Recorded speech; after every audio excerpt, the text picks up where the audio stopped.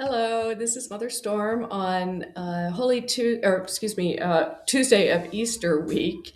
Uh, just finished Easter 2 days ago, and I'm going to share with you my sermon from Good Friday of last week. It was a continuation of what I started on Monday, Thursday, and you can find that sermon also here on our YouTube channel or on our church website. But this is what I shared on Good Friday, and I'm so happy you're joining me. I'm sitting here in my office again a few days after this was preached from the pulpit in the church at St. James the Last Episcopal Church, and I'm Mother Storm. Good afternoon, and welcome to our solemn liturgy for Good Friday, the one service of the year you can't call beautiful and wouldn't want to. We worship the Lord in the beauty of holiness, to use one of our favorite as Episcopalians biblical phrases, on every day but this one. Yesterday evening, I shared that we're cleaning out the church library, and I had the idea last month to combine my efforts to sort through all those old books with my preparation for these two services, Monday, Thursday, and Good Friday.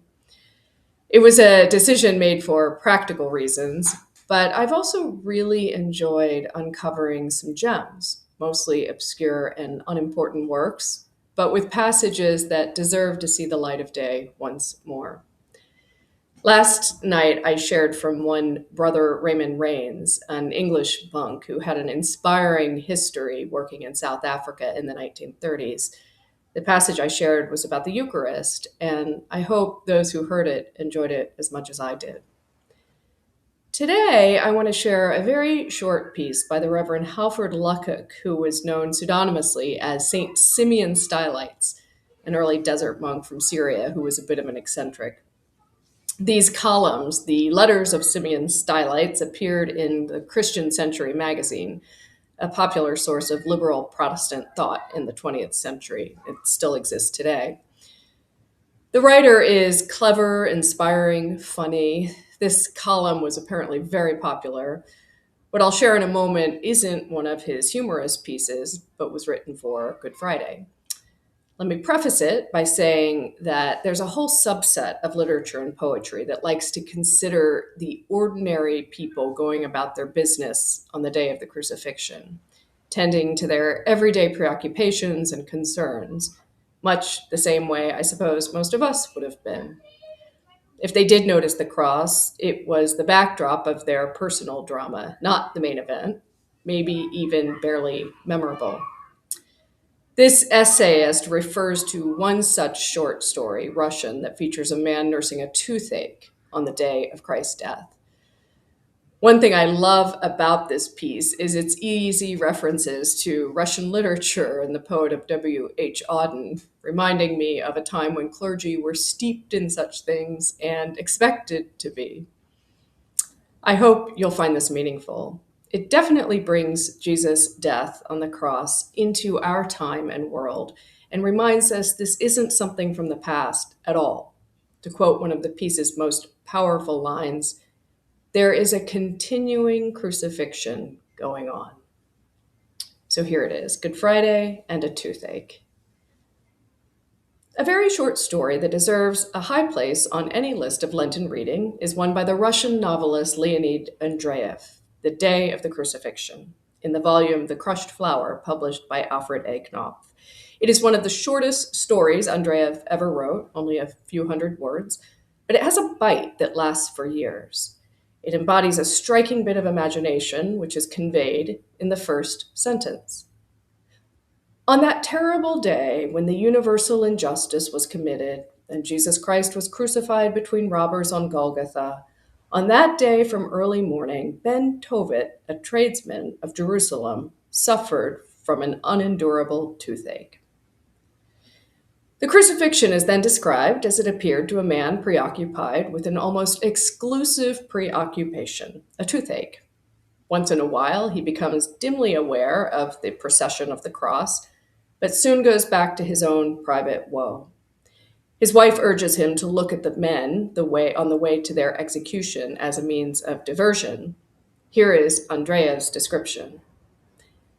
One of the men, he of the long light hair in a torn blood-stained cloak, stumbled over a stone which was thrown under his feet, and he fell.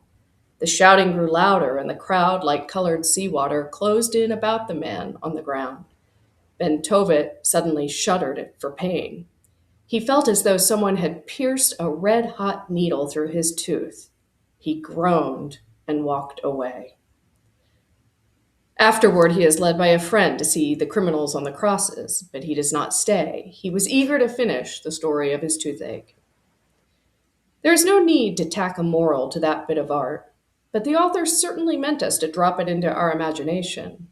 It brings the humbling picture of missing the meaning of Calvary through any kind of preoccupation. There is a continuing crucifixion going on, where all that Jesus cared for, taught, lived for, died for is scourged and crucified.